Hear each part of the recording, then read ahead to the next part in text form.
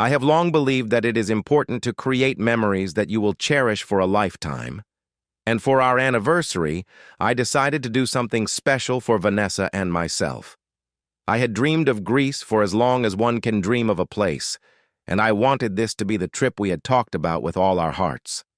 I saved money for months, researched, prepared, and organized everything to create the perfect vacation, a dream vacation woven from love and longing. But instead of the romantic getaway I had imagined, it was the beginning of one of the most difficult periods of my life. In the weeks leading up to the trip, I noticed that Vanessa had changed. She started spending too much time in the bathroom with the door closed and would disappear for hours under vague excuses. She became distant, her laughter sounded hollow, and the love seemed to have been ripped out of her. At first, I didn't think much of it, telling myself she was just having a bad day or was preoccupied with her work. Then the credit card bills started coming in, expensive dinners at restaurants, designer clothes, and even hotel stays that weren't booked as part of our itinerary. Each unexplained expense left me in shock. I wanted to confront her, but I held back, hoping that the change of scenery would help us and we would be together again. I was too nervous to notice anything beautiful about Greece when we arrived, and that bothered me.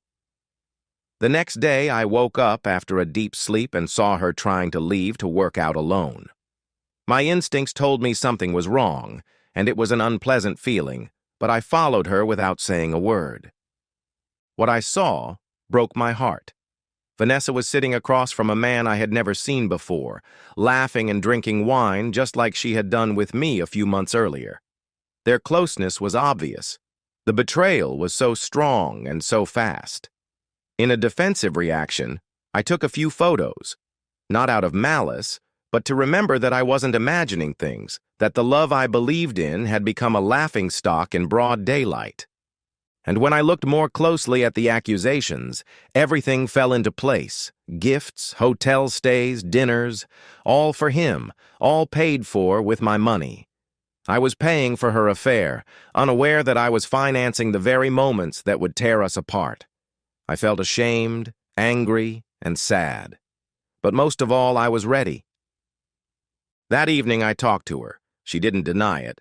Instead, she tried to distract me, saying she never expected things to go this far. Her apologies seemed rehearsed, her tears insincere. I left. I immediately called the credit card company and blocked her access to my card. Then I booked an early flight home. She stayed in Greece, and for the first time in weeks, I felt a little lighter. And then it started again. The backlash. Some of my many friends were outraged that I had dumped her. They called it cruel and heartless. But they didn't know what I had been through. When I told Vanessa's parents what had really happened and showed them the receipts, they were shocked. Her father's anger came pouring out, and her mother was overcome with shame. They transferred money to her so she could come back, and they thanked me for my honesty. That didn't stop Vanessa from trying to defend herself. She took me to court, claiming I had dumped her and subjected her to emotional abuse. But I had proof, screenshots, transaction history, photos, and it was irrefutable. Her facade of threats crumbled as quickly as our relationship had. After that, she was fired. It turned out that she had been charging her affair expenses to the company. When this came to light, they had no choice but to fire her. It was a harsh punishment, but Oswald had brought it on herself. A few weeks later, in the middle of the night, Dee showed up at my door. She was drunk, crying, and remorseful. She said she missed me and wanted to make things right.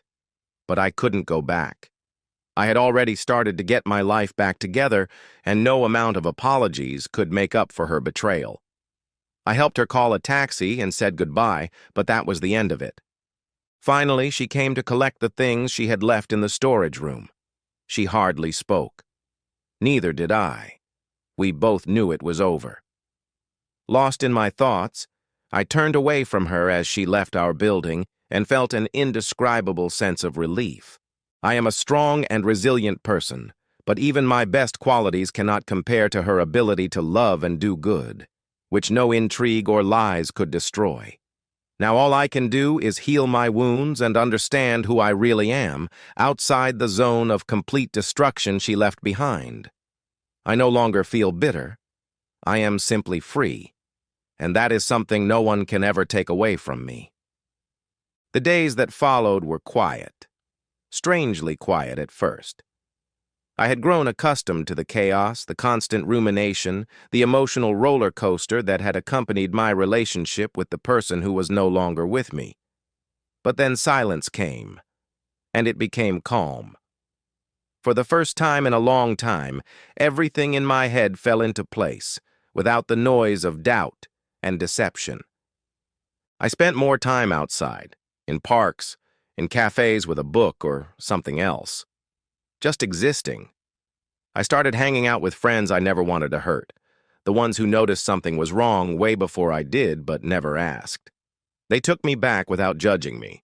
We laughed again, for real. I had no idea it would take so much to fix what was broken. Therapy helped too. I didn't go because I was broken and beyond repair, but because I wanted to understand why I had let things go on for so long, why I ignored the signs, how I could continue to give love that wasn't reciprocated. And I also realized that forgiveness isn't always about the other person.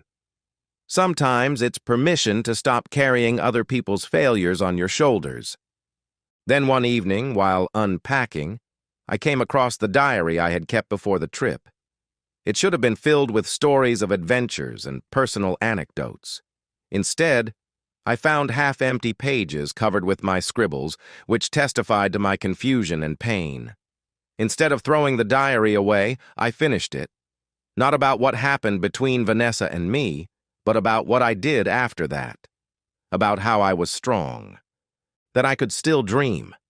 I wasn't the sum of that broken heart, no matter how deep it was. Vanessa never contacted me again after she took her things. Maybe she felt there was nothing left to say. Maybe she was ashamed or too consumed with picking up the pieces of her own life. Either way, I didn't look back. I didn't even block her. There was no need. I had no hard feelings, nothing to defend.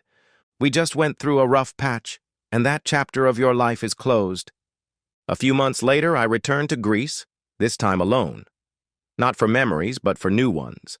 I visited places we had never been to, wandered through streets and beaches, feeling neither pretense nor betrayal.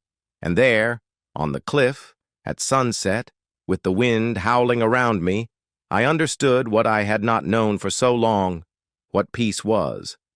Not just silence, not just calm, but that deep, ingrained peace that comes after you've been through something you thought would kill you and realized you're stronger than you ever imagined.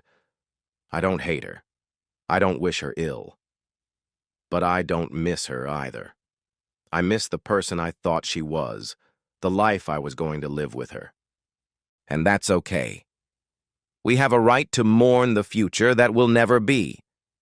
But we are also free to create a better one without it. And that's what I'm going to do now, one small, honest step at a time. Not perfect, not pure, but whole. And finally, free.